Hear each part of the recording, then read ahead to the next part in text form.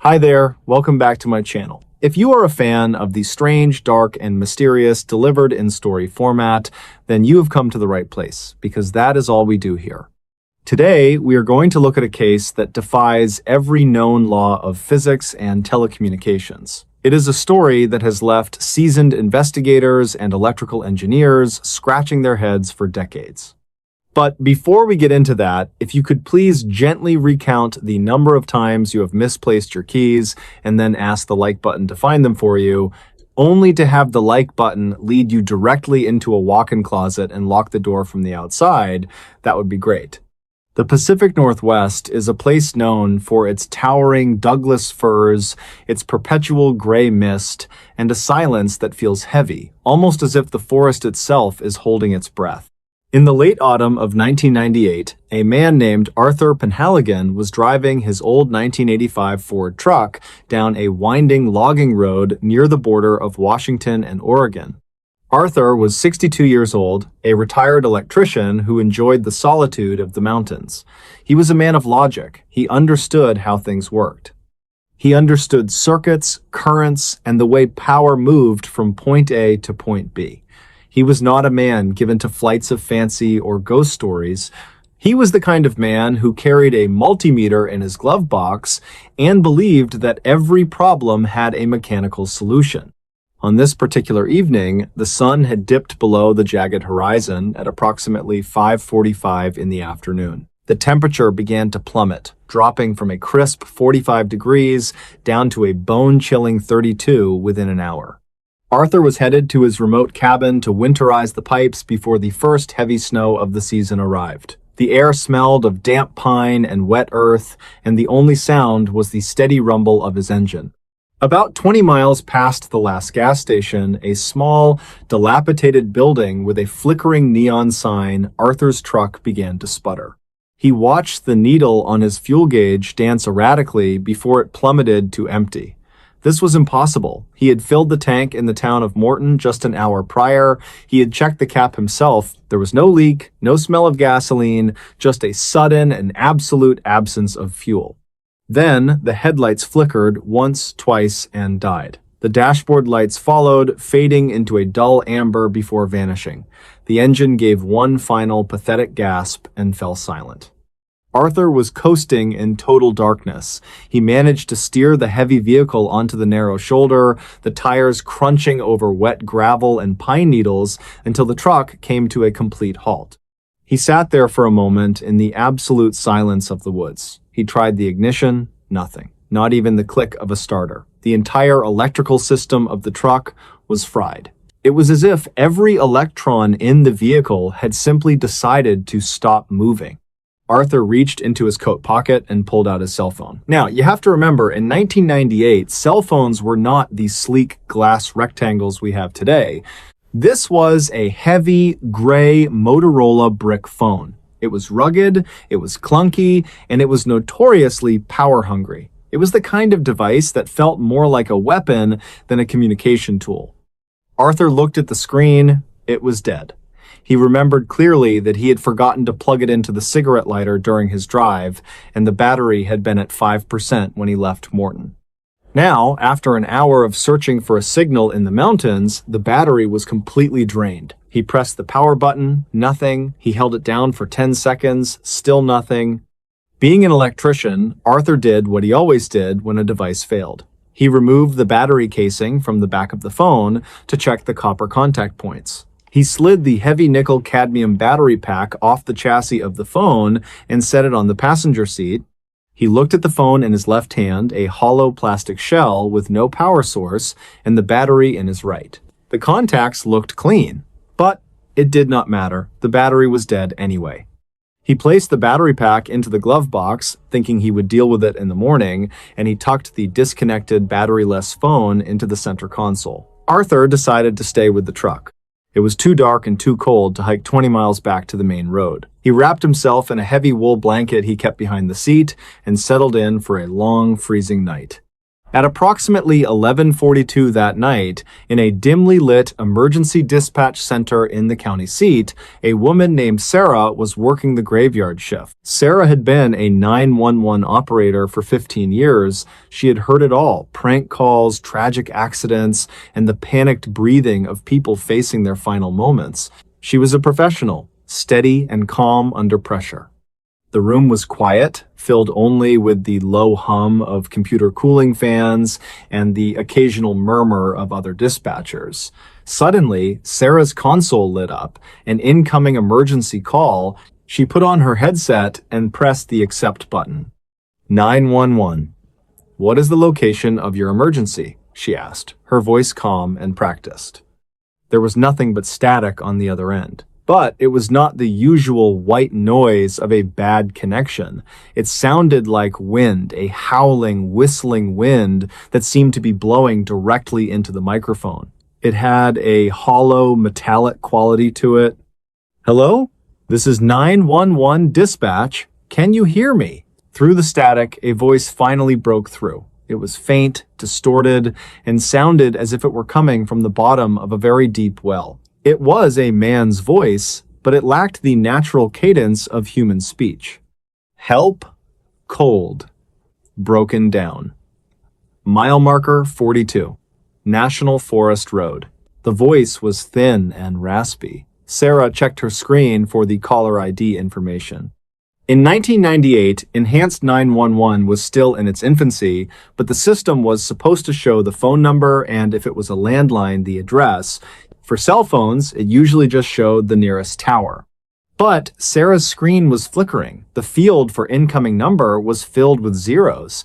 The location field was blinking rapidly, displaying coordinates that the computer could not seem to lock onto. The system was struggling, as if the signal itself was too powerful for the hardware to process. "Sir, I need you to stay on the line," Sarah said, signaling to her supervisor. "I have your location near mile marker 42. We are sending a state trooper to your position. Can you tell me your name?" The voice on the other end did not answer the question. Instead, it whispered something that chilled Sarah to her core. "The battery. There is no battery." Then, the line went dead. Back on the logging road, Arthur Penhaligon was jolted awake. It was not the cold that woke him, though his breath was visible in the cabin of the truck as a thick white vapor. It was a sound, a high-pitched, rhythmic chirping. Arthur sat up, disoriented. He looked around the dark cab. The sound was coming from the center console. It was the Motorola. Arthur reached out with a trembling hand and picked up the phone. He felt the cold plastic against his palm. He turned it over. The back of the phone was still open. The battery compartment was completely empty. He could see the silver springs and the copper pins exposed to the air. There was nothing connecting the phone to any power source. Yet, the screen was glowing. It was not the dull green glow typical of those early liquid crystal displays. It was a bright, searing neon blue, a color that the phone was not even capable of producing with its standard hardware. And on the screen, in perfectly formed black digits, were the numbers 911. Arthur felt a surge of adrenaline that had nothing to do with the cold. He pressed the phone to his ear. "Hello?" he whispered. He did not hear Sarah. He did not hear a dispatcher. He heard his own voice, but it was coming from the earpiece. "Help. Cold. Broken down. Mile marker 42. It was a recording of what he had just said, except Arthur had been dead asleep. He had not made a call. He watched, mesmerized and terrified, as the phone, with no battery, no power source, and no physical way to transmit a signal, continued to glow in his hand. He dropped the phone onto the floorboards as if it had burned him. It landed face up, the blue light illuminating the interior of the truck like a strobe light. Then, the phone began to speak to him. Not in a human voice, but in a series of electronic tones that sounded like a modem trying to connect to a server. The sounds were rhythmic, pulsing, and they seemed to vibrate the very metal of the truck. Arthur scrambled to the passenger side, reaching for the door handle. He needed to get out. He did not care about the cold or the wolves or the 20-mile hike. He just needed to be away from that device. He shoved the door open and tumbled out into the snow. He did not stop running until he was 50 yards away, hidden behind the thick trunk of an ancient cedar tree. He watched his truck from a distance. The blue light was pulsing inside the cab, growing brighter and brighter until the entire vehicle looked like a glowing ember in the middle of the pitch-black forest. The light was so intense it cast long, dancing shadows of the trees against the snow. And then, as suddenly as it had started, the light vanished. The forest returned to its heavy, oppressive silence. 2 hours later, State Trooper Miller was driving his cruiser up National Forest Road.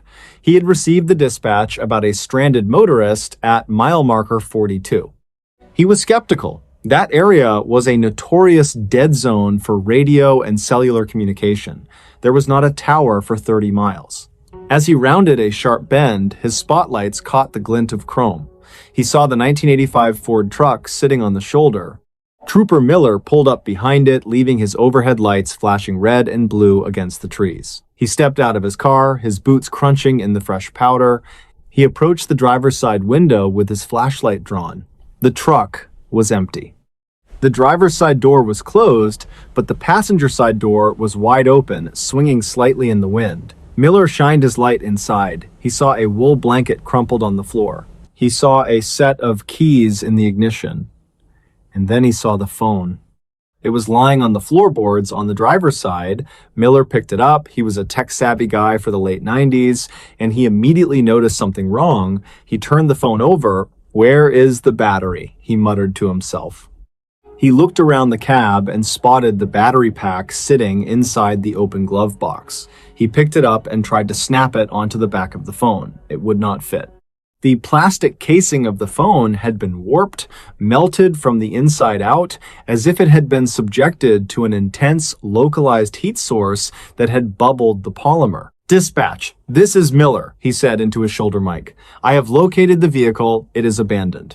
But I have got something weird here." The reporting caller: "You said he called from a cell phone?" "That is affirmative, Miller." Sarah's voice came back, sounding exhausted. The system logged it as a mobile call, but the ID was all zeros. "Well," Miller said, looking at the melted plastic in his hand, "that is impossible. This phone does not have a battery in it, and even if it did, the guts of this thing are fused together. There is no way this made a call tonight, or ever again." Arthur Penhaligon was found the next morning 3 miles away, wandering in a state of advanced hypothermia. He was incoherent, mumbling about the blue light and the voice in the machine. When he finally recovered in a hospital in Vancouver, Washington, investigators questioned him about the call. Arthur told them exactly what happened. He told them he had removed the battery. He told them he had been asleep. He told them the phone had called 911 on its own, using his own voice, before he had even spoken. The authorities, of course, did not believe him. They chalked it up to paradoxical undressing and hallucinations brought on by the extreme cold. They assumed he had made the call in a state of delirium, perhaps forgetting that he had put the battery in and then taken it out again. But there were 3 things they could not explain. First, the phone's internal components had been subjected to a burst of electromagnetic energy so powerful that the copper wiring had transitioned into a state of plasma before solidifying again. There was no source of such energy anywhere in the forest, and certainly nothing that wouldn't have killed Arthur instantly if he were holding it. Second, the recording of the 911 call was analyzed by sound engineers. They found that the voice identifying itself as Arthur Penhaligon did not match the frequency of Arthur's actual vocal cords. It was a perfect digital synthesis, a recreation of his voice that was too perfect, lacking the natural micro-tremors of a human being under stress. And third, the time of the call. Sarah at dispatch had recorded the call at 11:42 p.m. However, when the state trooper examined Arthur's truck, he found the analog clock on the dashboard had stopped. It had not stopped because the battery died. It had stopped because the metal gears inside the clock had been fused together. The time on the dashboard clock? 11:42. But according to Arthur's wristwatch, which was still ticking when he was found, he had been standing behind that cedar tree watching the blue light for what felt like hours before the trooper arrived. Time, it seemed, had behaved differently inside that truck. The most disturbing piece of evidence came months later. A technician at the Motorola Service Center was tasked with trying to extract any data from the melted brick phone. He managed to bypass the fried motherboard and tap directly into the memory chip, which had miraculously survived the heat. There was only one outgoing call logged in the internal memory. It was not to 911. The number logged was a string of 24 digits that did not correspond to any known country code or telephone system on Earth. When the technician ran the number through a frequency analyzer, it translated into a set of coordinates. They were not coordinates on a map. They were star coordinates for a sector of the Botez Void, a region of space billions of light years away that is known to astronomers as the Great Nothing, a place where there are almost no galaxies, no stars, and no light. To this day, the 911 call from nowhere remains one of the greatest unsolved mysteries in the history of the Washington State Patrol. Arthur Penhaligon never went back into the woods. He sold his cabin and moved to the desert of Arizona, where the sky is clear and the silence is different. Because Arthur knew something the investigators did not want to admit. He knew that on that cold November night, the phone did not need a battery. It did not need a tower. It was not looking for a signal from Earth. It was a beacon. And something, somewhere in the Great Nothing, had finally picked up the line. If you found this story as unsettling as I did, please be sure to check out our other accounts of the Unexplained. Would you like me to look into more cases where technology seems to take on a life of its own? Or perhaps you would like to hear about the mysterious disappearances in the high mountains? Hi there, welcome back to my channel. If you are a fan of the strange, dark, and mysterious delivered in story format, then you have come to the right place, because that is all we do, several times a week. Today's story involves a man named Elias Thorne. Now, Elias was the kind of person many of you might recognize. He was 58 years old, a retired structural engineer from Seattle, Washington. He was a man who lived his life by the laws of physics, by the cold, hard reality of blueprints and load-bearing walls. He didn't believe in the supernatural, he didn't believe in luck, and he certainly didn't believe in ghosts.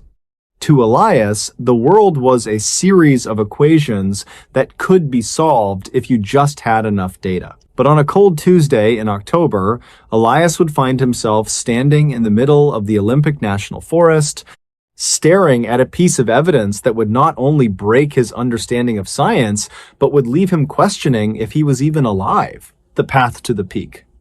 It was roughly 6 o'clock in the morning when Elias pulled his silver SUV into the trailhead parking lot near Mount Eleanor. The air was crisp, hovering somewhere around 45 degrees Fahrenheit. The sun hadn't quite cleared the horizon yet, leaving the forest in a deep navy blue shadow. Elias was an avid hiker. He had been hiking these trails for over 30 years. He knew the routes, he knew the switchbacks, and he knew the behavior of the mountain goats that frequented the higher elevations. This was his sanctuary. Since his wife had passed away 3 years prior, the silence of the woods was the only thing that brought him any real peace. On this particular morning, Elias was carrying a high-end digital camera with a heavy tripod strapped to his pack. He had recently taken up landscape photography as a way to fill the quiet hours of his retirement. His goal for the day was to reach a specific outcropping, a jagged ledge that overlooked the valley just as the morning fog began to burn off. He started his ascent. For the first 2 hours, everything was perfectly normal. He passed a few other hikers coming down, people who had likely camped near the summit, but by the time he reached the 4,000-foot mark, he was completely alone. The higher he climbed, the thicker the mist became. It wasn't just a fog. It was one of those heavy Pacific Northwest mists that seems to swallow sound. Elias reached the ledge at approximately 9:15 in the morning. He was winded, his lungs burning slightly from the cold air, but the view was spectacular. Below him, a sea of white clouds tumbled over the evergreen treetops. It looked like a frozen ocean. He set up his tripod, he was meticulous, leveling the legs on the uneven basalt rock. He adjusted his settings, shutter speed, aperture, ISO, all the technical details he loved because they were predictable. After taking several landscape shots, Elias decided he wanted to be in the frame. He wanted a photo to show his daughter, something to prove he was still out there, still active, still conquering the mountains. He set the camera's self-timer for 30 seconds. He pressed the shutter button, and the small red light began to blink. 1 flash per second. Elias turned and walked about 20 feet away, positioning himself at the very edge of the cliff. He turned his back to the camera, looking out over the abyss, hands tucked into the pockets of his heavy, charcoal gray fleece jacket. Click. The shutter fired. Elias walked back to the camera, checked the digital display, and saw a perfectly framed shot of himself looking out into the mist. He felt a sense of satisfaction. He packed up his gear, drank the last of his coffee from a thermos, and began the long trek back down the mountain. The shadow in the frame. Elias arrived home late that afternoon. He followed his usual routine. He kicked off his muddy boots in the mudroom, started a fire in the hearth, and sat down at his desk with a glass of scotch. He popped the memory card from his camera into his computer. He began scrolling through the images. The landscapes were beautiful, vivid greens and deep grays. Then he reached the final photo, the self-portrait. Elias took a sip of his drink and squinted at the screen. At first, he thought there was a smudge on the lens. There was a blurry shape in the background, about 15 feet behind where he had been standing. He used his mouse to zoom in, thinking it might be one of those mountain goats or perhaps another hiker who had wandered into the shot at the last second. But as the pixels sharpened, Elias felt a cold sensation wash over his neck. It wasn't a goat, it was a person. The figure was standing near a cluster of hemlock trees. It was slightly translucent, as if it were made of smoke, but the details were clear enough to make out. The person was wearing a charcoal gray fleece jacket. They had a black backpack with a distinctive neon green rain cover tucked into the side pocket. They were wearing a faded blue baseball cap with a Seattle Mariners logo on the front. Elias felt his heart hammer against his ribs. He looked down at his own clothes, which were currently draped over the chair next to him. He looked at his backpack on the floor. He looked at his hat on the desk. The figure in the photo was wearing his exact outfit. Not just a similar one, the exact one. There was a specific tear on the left sleeve of the fleece that Elias had gotten from a thorn bush 2 years prior. The figure in the photo had that same tear. But here was the part that made Elias's hands shake. The figure wasn't just standing there, it was looking directly at the camera. Its face was a mirror image of Elias's own face, but it looked different. It looked exhausted. It looked terrified. And its eyes were wide, as if it were trying to scream, but had no mouth to do so. Elias stared at the image for over an hour. He tried to rationalize it. Maybe it's a double exposure? No, digital cameras don't really do that unless you program them to, and he hadn't. Maybe it's a reflection? There were no reflective surfaces on that mountain ledge. Maybe it was a prank, but he was alone. He had heard no footsteps, smelled no smoke, felt no presence. Then he noticed the most impossible detail of all. In the photo, the ghost version of Elias was holding something in its hand. It was a small silver object. Elias leaned in until his nose was inches from the monitor. It was a silver whistle, a high-frequency emergency whistle that Elias kept attached to his keychain. Elias reached for his keys on the desk. He fumbled through them. His heart stopped. The whistle was missing. He remembered having it that morning. He remembered the jingle of it as he hiked. But looking at his keychain now, the small silver ring where the whistle usually hung was empty. It hadn't just fallen off. The metal ring had been pulled open as if someone or something had physically removed it. The second descent.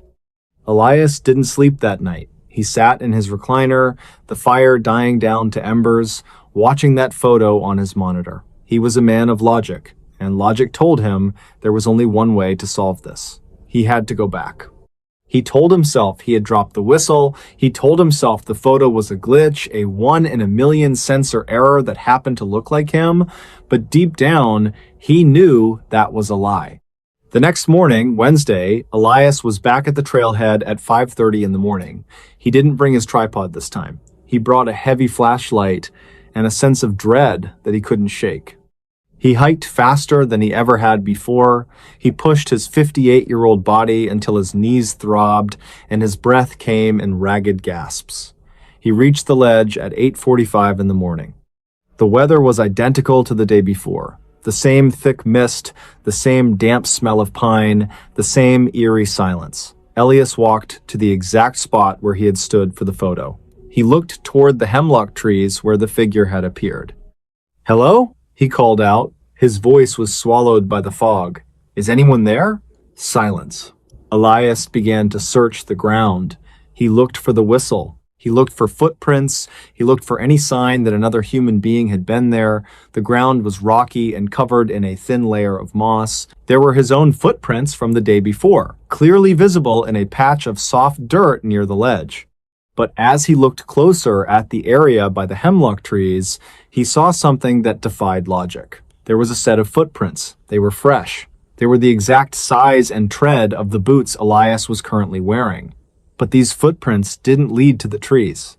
They didn't lead away from the trees. They simply existed in a circle around one specific spot, as if someone had been standing there pacing in a tiny confined space for hours. And there, in the center of those prints, resting on a bed of damp moss, was the silver whistle. Elias picked it up. It was ice cold. As his fingers closed around the metal, he felt a sudden, violent jolt of electricity shoot up his arm. It wasn't a static shock. It was a physical sensation of being pulled like a hook had caught in his chest and was dragging him toward the edge of the cliff. He stumbled, dropping the whistle. He gasped, clutching his chest, and that's when the mist began to swirl. The fog didn't just move with the wind, it began to thicken and darken, turning a bruised purple color. Elias looked back toward his camera, or where his camera would have been yesterday, and he saw it. A tripod. His tripod. But he hadn't brought it today. He looked through the hazy air and saw a man standing by the tripod. The man had his back to Elias. He was wearing a charcoal gray fleece jacket. He was looking out over the ledge. Elias realized with a surge of pure horror that he was looking at himself from the day before. He tried to shout, but no sound came out. He tried to run toward the figure to warn him, to tell him to leave, but his legs felt like they were moving through deep water. He felt a weight on his back, his backpack, and he realized he was now wearing the neon green rain cover that he hadn't put on this morning. He looked down at his hand. He was holding the whistle. In that moment, Elias Thorne, the man of logic, realized he was no longer in the present. He was the figure in the photo. He was the ghost. He was trapped in a pocket of time that had folded back on itself, a glitch in the blueprints of the universe that he had spent his life believing were unbreakable. He watched as the yesterday version of himself turned around and walked back to the tripod. He watched as his past self checked the digital screen, smiled with satisfaction, and began to pack up. "Wait!" Elias screamed, but it was a silent plea. As the past version of Elias turned to walk down the trail, he glanced back one last time. For a split second, their eyes met. The Elias from yesterday looked confused, perhaps seeing a shimmer in the air, a trick of the light. Then he simply turned and disappeared into the fog. The impossible return. Elias Thorne was found 3 days later. He wasn't found at the bottom of a cliff. He wasn't found dead of exposure. He was found by a pair of young hikers sitting on a bench at the trailhead, the very beginning of the path. He was shivering. His clothes were bone dry despite the heavy rain that had fallen the night before, and he was staring at his hands. He couldn't tell the search and rescue teams how he had gotten there. He couldn't explain where he had been for 72 hours. When they took him to the hospital in Olympia, the doctors found something they couldn't explain. Elias was suffering from severe dehydration, which made sense, but he also had a localized radiation burn on his right palm, the exact shape of a small rectangular object. The police recovered his SUV from the parking lot. Inside, they found his camera. When they developed the files, the ones from that Tuesday, they found the self-portrait Elias had obsessed over. In the photo, Elias is standing at the edge of the cliff. In the background, near the trees, there is a figure. But in this version of the photo, the one the police saw, the figure isn't just a blurry shape, it is a crystal clear image of Elias Thorne, looking exactly as he did when he was found 3 days later. Older, gray-haired, and wearing a look of such profound sorrow that one of the officers had to turn the screen away. But the most chilling detail was the timestamp. The digital file for the photo of Elias says it was taken on Tuesday, October 14th at 9:17 in the morning. However, the ghost figure in the background, the one holding the whistle, is wearing a hospital wristband on his right arm. A wristband that hadn't been manufactured yet, a wristband with a date printed on it that was 3 days in the future. Elias Thorne never went back to the mountains. He sold his house in Seattle and moved to the desert of Arizona, where the air is dry and the horizon is always visible. He stopped taking photos, he stopped looking at blueprints, because Elias finally found the data point that changed his entire equation. He realized that logic only works if time moves in a straight line. And sometimes, on a misty morning in the woods, that line loops back and grabs you by the throat. To this day, if you ask Elias about that trip to Mount Eleanor, he won't say a word. He'll just reach into his pocket and pull out a small silver whistle. It's pitted and worn, as if it has aged 50 years in the span of a single afternoon. And if you look closely at his right palm, you can still see the scar. A perfect, silver-colored burn that reminds him every single day that some things are not meant to be captured on camera. Hi there, welcome back to my channel. If you are a fan of the strange, dark, and mysterious delivered in story format, then you have come to the right place. Because today, we are going to look at a case that has left historians, scientists, and photographic experts completely baffled for decades. This is a story that does not just push the boundaries of what we know about technology, it completely shatters the timeline of human history as we understand it. The discovery in the dust. The story begins in the autumn of 1994 in a small, quiet town just outside of Boston, Massachusetts. Our main character is a man named Thomas Miller. Now, Thomas was a retired high school history teacher in his late 60s. He was the kind of guy who spent his weekends browsing through estate sales, looking for old books, discarded journals, or any little piece of the past he could rescue from a dumpster. He had this philosophy that history was not just in textbooks, it was in the objects people left behind. One Saturday afternoon, Thomas found himself at a particularly dilapidated Victorian home. The owner had passed away, leaving behind a mountain of clutter that spanned generations. The air was thick with the smell of old paper and history. Thomas made his way up to the attic, a place that smelled of mothballs and damp cedar. It was a cramped space filled with cardboard boxes and furniture covered in white sheets that looked like ghosts in the dim light. In the far corner, buried under a moth-eaten wool blanket, he found a small, iron-bound wooden chest. It was heavy, and the wood felt dense and ancient. He bought the chest for $20, took it home, and set it on his workbench in the garage. When he finally pried the rusted lock open, he did not find gold or jewelry. Instead, he found a stack of letters tied with twine, and at the very bottom, a heavy velvet-lined case. Thomas recognized it immediately. It was a daguerreotype case, the kind used for the very first types of photographs. Now, for those of you who do not know, the daguerreotype was the first publicly available photographic process, and it did not even hit the scene until 1839.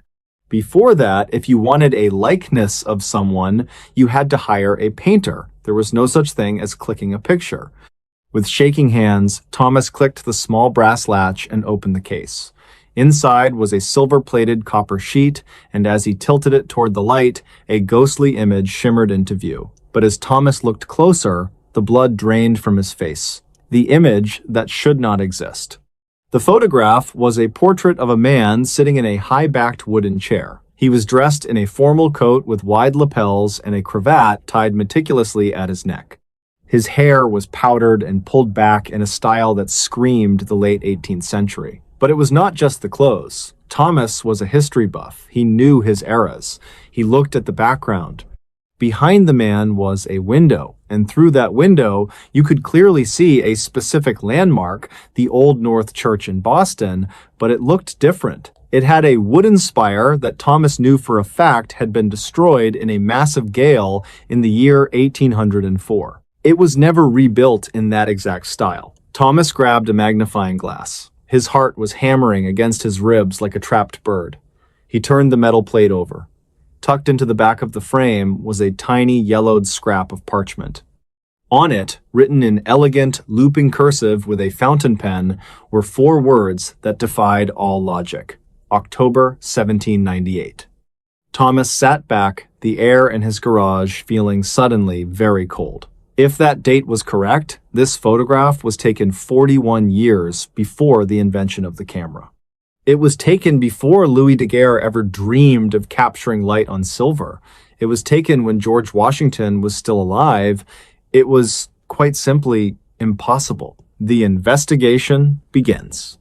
Thomas could not sleep. He spent the entire night staring at that silver plate. He thought maybe it was a clever hoax, a modern recreation made to look old. But he had handled enough 19th century artifacts to know the feel of genuine age. The patina on the copper, the specific way the silver had oxidized at the edges, it looked over 200 years old. The next Monday, Thomas took the plate to a friend of his, Dr. Harrison Thorne, a professor of archival sciences at a prestigious university in Cambridge. Thorne was a skeptic by nature, the kind of man who believed everything had a rational, boring explanation. Thomas laid the photo on the professor's desk without saying a word. Thorne put on his spectacles, leaned in, and hummed. "Beautiful daguerreotype, Thomas," Thorne said. "Early 1840s, I assume? The clarity is remarkable for such an early specimen." Thomas leaned forward. "Look at the window, Harrison. Look at the church spire. And then look at the note inside the casing." Thorne opened the back, read the parchment, and laughed. 1798? Well, someone had a sense of humor back then. It is a clerical error, or perhaps a descendant misremembered the date of their ancestor's portrait. But the spire, Thomas persisted, that spire has not existed since the Great Gale of 1804. If this was taken in 1839, they would have had to travel back in time to get that background. Thorne's smile faded. He took the plate to a high-powered microscope. He spent 3 hours performing a non-destructive chemical analysis of the surface. As he worked, his movements became slower, more deliberate. His face turned a shade of gray that matched the silver plate. "Thomas," Thorne whispered, not taking his eyes off the lens. "This is not a modern fake. The chemical composition of the light-sensitive halides, it is primitive. In fact, it is more primitive than what Daguerre used. But there is something else. The silver is not just coated, it is bonded in a way that we do not see in 19th century photography." He looked up, his eyes wide behind his glasses. According to the physical degradation of the metal and the way the light has burned into the plate, this image was indeed captured over 2 centuries ago. I do not know how, and I do not know who did it, but this photo was taken when the United States had only 16 states. The man in the mirror. The 2 men decided to dig deeper. They wanted to know who the man in the photo was. Through a grueling search of Boston's genealogical records and old property maps, they finally found a match. The man in the chair was a man named Silas Endicott. Silas was a brilliant, albeit reclusive, clockmaker and silversmith who lived in a small workshop near the Boston harbor. According to local records, Silas was considered a mad genius by his neighbors. He did not have a family, he did not have apprentices, and he rarely left his shop. But there was a dark legend attached to his name. In late 1798, the exact time written on the note, Silas Endicott vanished. His shop was found locked from the inside. When the authorities finally kicked the door down, they found the place in perfect order. There was no sign of a struggle. His tools were laid out on the bench. A meal was sitting on the table, half-eaten and covered in mold. But Silas was gone. He was never seen again. He became a footnote in local history, a man who simply walked out of existence. Thomas and Thorne realized they were looking at the last known sighting of Silas Endicott, but it was not a witness account, it was a physical record. Silas had somehow captured his own image on a plate of silver and copper 30 years before the world even knew what a camera was. The impossible logic. They took the photograph to a specialized lab in New York that handled the world's most expensive art forgeries. They used a process called X-ray fluorescence to look under the image. What they found sent chills down their spines. Typically, a photograph is a flat representation of a scene. But when they mapped the light particles on Silas Endicott's plate, they found that the image had a depth that should not be possible. It was not just a capture of light hitting a surface. It was as if the person in the photo was etched into the very molecular structure of the metal. One of the technicians, a young woman who worked with cutting-edge optics, pulled Thomas aside. "Mr. Miller," she said, her voice trembling, "I have looked at thousands of historical photos. In every single one, there is a grain, a limit to the detail. But with this one, the more I zoom in, the more detail I find. I zoomed in on the man's eye. I can see the reflection of the room behind the camera." Thomas felt a cold sweat break out on his forehead. "And what do you see?" "I see a machine," she said. "It does not look like a camera. It looks like a series of polished mirrors and glass spheres arranged in a circle. And there is someone else in the reflection. A tall figure standing by the machine, wearing clothes that do not look like they belong in 1798 or 1839. The figure in the reflection was wearing a sleek, dark garment that appeared to be made of a single piece of seamless material. No buttons, no lapels, no cravats. It looked like something out of a science fiction movie from the late 20th century. The Vanishing. As the investigation gained momentum, word started to leak out. A few fringe journals began asking questions. Thomas and Thorne were preparing to go public with their findings at a major historical symposium. They believed they had proof of a technological jump, a moment in history where someone or something had introduced advanced technology centuries before its time. But then, the strange part of the strange, dark, and mysterious truly took over. On the night of November 12, 1994, Thomas Miller's house was broken into. But it was not a standard burglary. Nothing of value was taken, his television was there, his wife's jewelry was untouched, and his wallet was sitting right on the kitchen counter. The only thing missing was the wooden chest, the letters, and the silver plate. Thomas called Dr. Thorne immediately, only to find that Thorne's office at the university had been sanitized. Every digital file, every scan, and every chemical report related to the photograph had been wiped from the university servers. The physical notes Thorne had taken were gone. When Thomas went to the police, they treated him like he was losing his mind. There was no record of Silas Endicott in the town's digital archives anymore. It was as if a giant eraser had been rubbed across the face of history. The final mystery. Today, Thomas Miller is in his late 90s. He lives in a quiet, assisted living facility. Most people who hear his story think it is just the ramblings of an old man who watched too many episodes of The Twilight Zone, but Thomas knows what he saw. He remembers the cold weight of that silver plate in his hand. He remembers the haunting, knowing look in Silas Endicott's eyes, a look that seemed to say, "I found a way out." There are those who believe that Silas Endicott did not just invent a camera.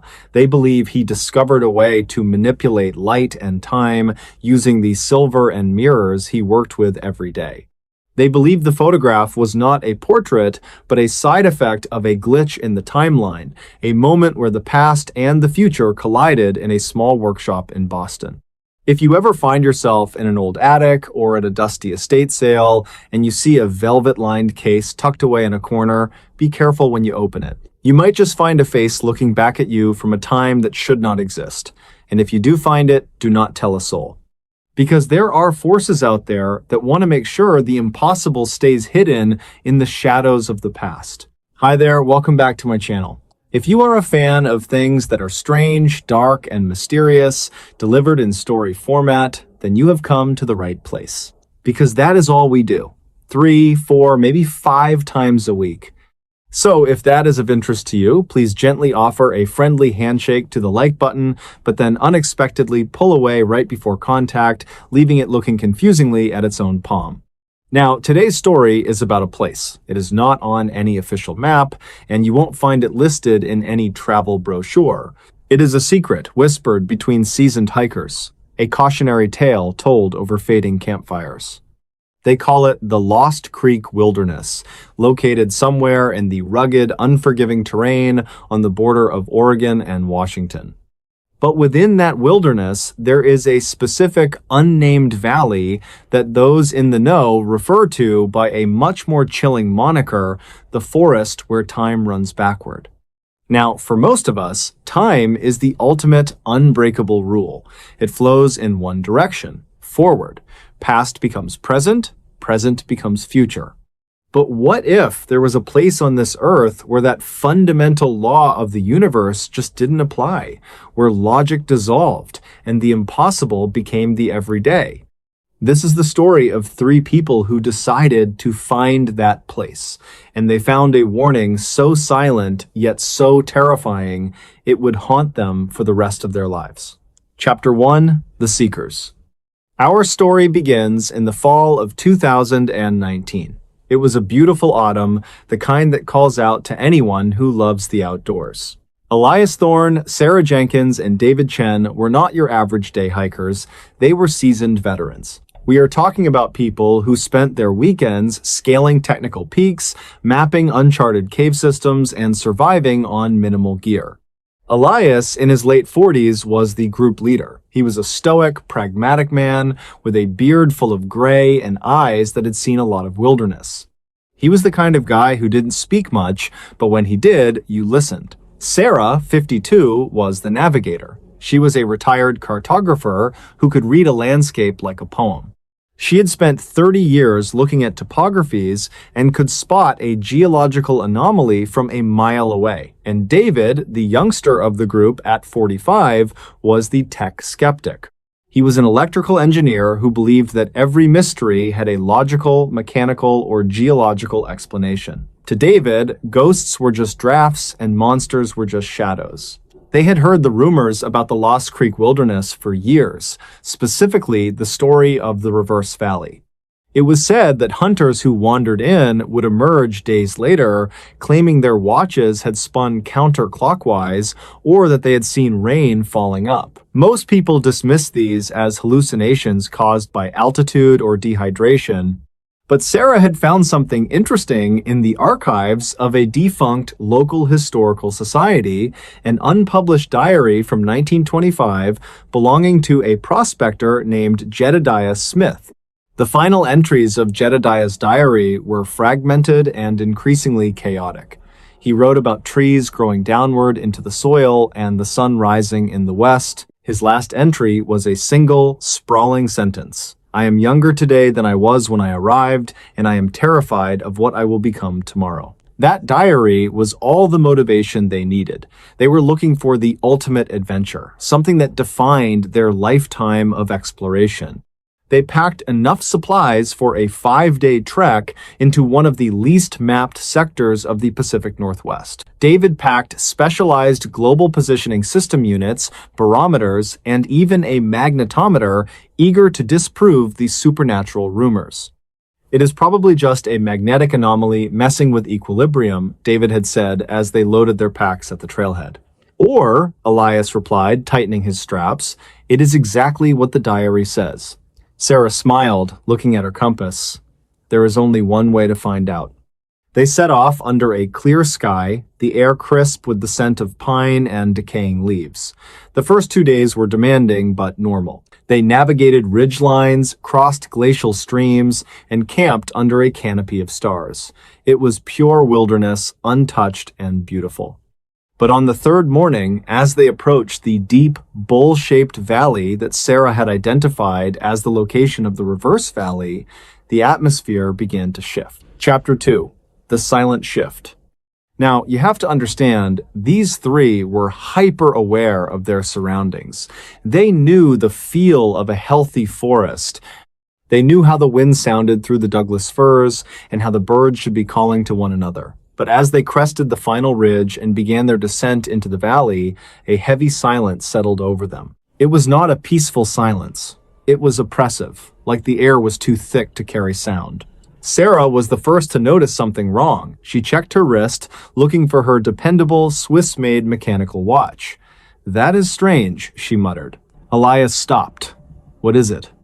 "My watch," she said, holding it up. It stopped. David chuckled. "Battery dead?"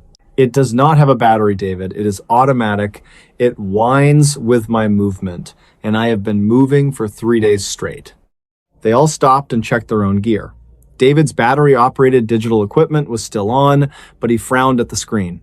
"Satellite reception is garbage down here," he said. "The coordinates are jumping all over the place. According to this, we are currently moving at 300 miles per hour toward the North Pole." "And what about the time?" Elias asked. David clicked through the menus. "The time is... wait. It says it is 4 in the morning on January 1st, 2000. Elias looked up at the sun, which was high in the sky, well past its zenith. It was clearly late afternoon. "Well," he said, his voice grave, "I guess your magnetic anomaly theory is holding up, David." They decided to push on. They were experienced, a broken watch and a glitchy global positioning system wouldn't stop them. They figured they would just hike to the valley floor, take some photos, document the magnetic weirdness, and prove the legend was just that, a legend. But the forest itself began to defy their expectations. As they descended, the composition of the trees changed. On the ridge, it had been classic old-growth Douglas fir and hemlock. But in the valley, the trees looked different. Their bark was too smooth, too unblemished, there was no moss on the north side, and the undergrowth was thick and vibrant, looking like the peak of spring rather than the twilight of autumn.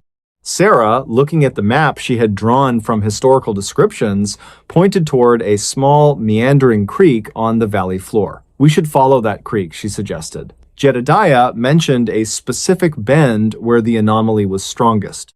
They followed the water. It was a beautiful, crystal-clear stream, bubbling over ancient stones. They stopped for a lunch break on a large, flat rock. Elias took a bottle of water from his pack, unscrewed the cap, and took a long drink. As he was setting the bottle back down, his hand slipped. The half-full bottle tipped over, and the water began to pour out onto the rock. Or rather, it should have poured out. Elias, Sarah, and David all stared, frozen, at the spilled water. Instead of spreading across the flat surface of the rock, the water was pooling in a single, perfectly spherical globule. And then, slowly, impossibly, the water began to flow up the slope of the rock, gathering itself back together and poured itself back into the bottle. The final drop detached from the rock and snapped back into the bottle's opening. Elias held the bottle, his hand trembling slightly. It was half full again. The rock was completely dry, no watermark, no dampness. A cold shiver, unrelated to the mountain air, rippled through the group. David was the first to speak, but his engineering voice was gone, replaced by a strained whisper. "Surface tension? An extreme microscopic hydrophobic surface on the rock?" "David," Sarah said, her voice shaking, "surface tension does not defy gravity, and it certainly doesn't put water back in a bottle." They looked around them, really looked, and that is when they saw the silent warning. They were surrounded by leaves, autumn leaves, bright red and orange. They were covering the ground in a thick carpet, but as they watched, a leaf from the ground beneath Elias's boot detached itself. It did not blow away. It floated straight up, silently, perfectly smoothly, and snapped onto the empty twig of a nearby maple tree. It was followed by another, and another. It was like watching a movie of a forest being reassembled, played in reverse.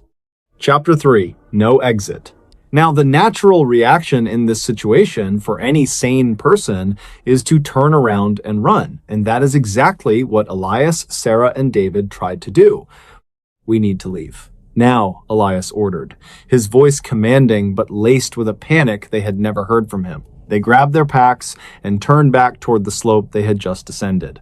They began to hike up, retracing their steps, but this is where the forest's logic broke them completely.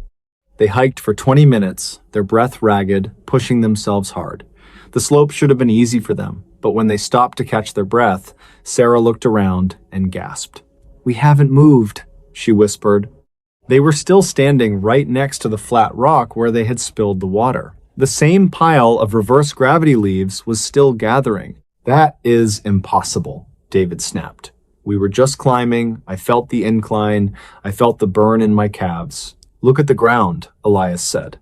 They looked down at the soft dirt of the trail they had made on their way in. They saw their own footprints, clear and distinct. But as they watched, the edges of the oldest footprints began to dissolve. The dirt didn't crumble. It gathered itself back up, smoothing out, filling the impression until the ground was unblemished, as if no one had ever walked there. The forest was erasing them. Or rather, it was unwriting their arrival. Panic, real and suffocating, set in. They tried again. This time, they ran. They bolted toward the slope, sprinting up the incline. They pushed themselves until their lungs burned and their hearts hammered against their ribs. They must have covered at least a quarter mile. And then they stopped. And they were back at the flat rock. It did not matter which direction they went or how fast they traveled. The forest had collapsed space-time around them into a loop, and the loop was running in reverse. They were trapped in a bubble where the future was behind them and the past was the only path forward. As the sun impossibly began to set in the west, meaning it was now moving backward towards the east, the light in the valley took on an eerie violet hue. The colors of the spring, like flowers, intensified, vibrating with an unsettling energy. They realized they had to change strategy. They could not outrun time. "We need to think," Sarah said, fighting back tears. "This is Jedediah's valley. His diary said he got younger. It didn't say he died. He also said he was terrified," Elias reminded her. They huddled together on the flat rock, their only point of stable reality. David was aggressively clicking the buttons on his defunct equipment. Come on, work!" Chapter 4. The Assembly. As night did not fall because the day was retreating toward the morning, they witnessed the most impossible sight yet. Sarah had been referencing the notes she took from the diary, looking for clues. The diary mentioned a hunter's cabin that built itself from the ground up. They had assumed this was a metaphorical description of nature reclaiming a structure. They were wrong.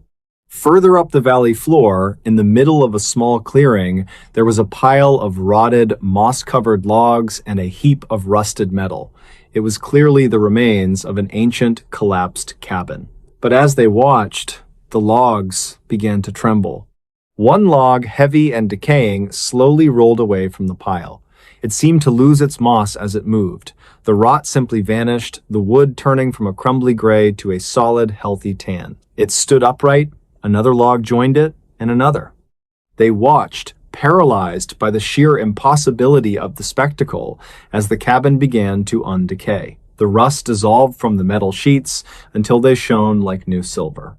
The logs became smooth and brown again. They lifted themselves into the air and fitted together into a perfect notch. The metal sheets rose and attached themselves to the roof. Glass shards from the ground floated up and reassembled themselves into a perfect, unshattered window pane. In less than 2 hours, a pristine, brand new prospector's cabin stood in the clearing. It looked like it had been built that very day. It was perfect. It was a testament to a time before Jedediah Smith or anyone else had even conceived of entering this valley. Chapter 5. The Return. This cabin was not just a miracle, it was a map. Elias stood up. He looked younger than he had this morning. The gray in his beard was almost gone. The deep lines around his eyes had softened. His skin was tighter. Sarah looked down at her hands and saw the wrinkles of age smoothing away before her eyes. David's face, usually set in a skeptical frown, looked smooth and unblemished, like he was back in his college years. They were all regressing. "We are not trapped in a loop," Elias said, his voice stronger, smoother than before. "We are trapped in a single flow. The forest isn't keeping us here. It is undoing us. And it is moving us toward the moment before we arrived." He looked toward the valley exit, the direction they had come from. "When we tried to run up the hill, we were fighting the flow. We were trying to move forward in time out of the valley while the forest was pushing us backward toward the center." "So, what do we do?" David asked. He sounded like a teenager, his voice cracking. Elias looked at the creek that was now flowing back toward the slope. "We do not hike out," he said. "We swim back." This made no logical sense. To swim backward in a reverse-flowing creek to escape a place that was unwriting their existence. But Elias was right. Logic had no home here. They had to follow the backward flow to the moment before they entered the anomaly. They left their heavy packs on the rock, packs that were now looking newer than when they bought them. They kept only the bare essentials. They walked to the pristine cabin and pushed open the door. Inside, it was spotlessly clean. On the single, unblemished table lay a leather-bound book. It was Jedediah's diary. But it was blank. The forest had completely erased his story, and it was starting on theirs. Elias led them to the bend in the creek. The water was now flowing with significant force back toward the upper valley slope. "We go now," Elias said, looking at his friends. They weren't in their 40s and 50s anymore. They looked like they were in their late 20s. Healthy, strong, but terrified. They stepped into the icy water. It was a fight. But they weren't swimming upstream in the normal sense. They were swimming upstream against the flow of time. They had to actively push themselves backward relative to the water's current. It was an endurance test unlike any other. They pulled themselves over rocks, fought against the reverse current, their bodies burning from the exertion of unmovement. They were regressing further. They felt younger, less experienced, their minds clouding slightly with the memories of their youth. If they stopped, even for a moment, the forest would unwrite their effort and wash them back to the center of the loop, where they would continue to regress until they were infants, and then nothingness. Chapter 6, The Toll. They do not know how long they fought that reverse current. Hours? Days? Time had no meaning. Finally, just as Sarah felt her mind regressing into childhood, her memories of cartography dissolving into simple shapes and colors, they reached the steep incline that led out of the bowl. They scrambled out of the water and onto the slope, and they ran. Not forward, but backward. They ran backward up the slope, retracing the erased footprints of their arrival, and then, suddenly, they hit a wall. It was not a physical wall. It was an atmospheric one. The oppressive silence snapped. A bird chirped. The air suddenly felt autumn crisp, not spring warm. They fell to the ground on the ridgeline, gasping for air. The violet light was gone, replaced by the orange glow of a proper sunset setting in the east. They had crossed the threshold. They were back in the forward-flowing world, but they were not the same. Elias looked at his hands. They were covered in veins and liver spots. His beard was pure, snowy white. His joints ached with an arthritis he had never had before. He was not in his late 40s. He was in his 70s. Sarah pulled a small mirror from her pocket. She looked at her reflection. Deep lines etched her face. Her hair was completely gray. She was also an elderly woman. And David, the engineer, the skeptic. He was a frail old man, his hands shaking as he stared at the ground. The forest had not just unwritten their arrival. To pay for their escape, to pay for their backward travel out of the valley, the universe had demanded a price. It had taken all the forward-flowing years they had spent in their lives and subtracted them. They had been made younger in the valley, but the act of leaving required them to travel forward through those same years at an accelerated, impossible rate. They had lived 40 years of life in the space of a single day. They gathered what little strength they had left. They were now in an impossible situation, elderly, weak, and stranded in the deep wilderness with no supplies. Their only chance was to make it to the trailhead where David's truck was parked. It was a hike they could have done in a day before. Now, it was a multi-day ordeal that tested every ounce of their remaining will. They had to help each other walk. David, the once strong engineer, had to be supported by Elias. Sarah, the navigator, kept her eyes fixed on the horizon, fighting the urge to surrender to exhaustion. By some miracle, or perhaps the forest showing a final, cruel mercy, they made it to the trailhead. They collapsed next to David's truck, unable to open the doors. Luckily, a passing Forestry Service patrol found them hours later. Conclusion. When they were questioned by the park rangers and the sheriff, their story, of course, was not believed. Old people with dementia wandering in the woods. That was the official verdict.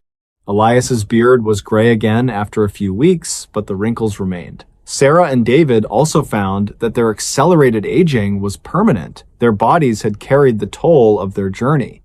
But the most terrifying part was not the physical change. Years later, Sarah was sorting through her belongings when she found her notes from Jedediah's diary again. She had left the original on the ridge, but the rangers had recovered her field journal. She opened it, expecting to see her sketches of the valley. But the pages had changed. The final entry was written in fresh ink in a script that was strong and distinct. It was Sarah's own handwriting, but from a time she didn't remember writing it. It said, "We are not the only ones. The valley has been empty before, and it will be empty again. It waits. And when it receives you, it will show you everything you have ever lost by unliving everything you have ever achieved." And just beneath it, in Elias's bold block letters, was the silent warning that the forest had always carried. Do not enter. Time is not a river here. It is a maelstrom, and it never lets you go the same way you came in. And the most chilling thought is this: did they actually escape? Or are they right now in their elderly, broken bodies simply living out a simulation created by the forest, a simulation that will run all the way back to the moment they decided to seek the truth, only for them to make the same choice again? That is the mystery of the forest, where time runs backward. If you like strange, dark, and mysterious stories, please hit that like button and then unexpectedly pull away right before contact. Until next time.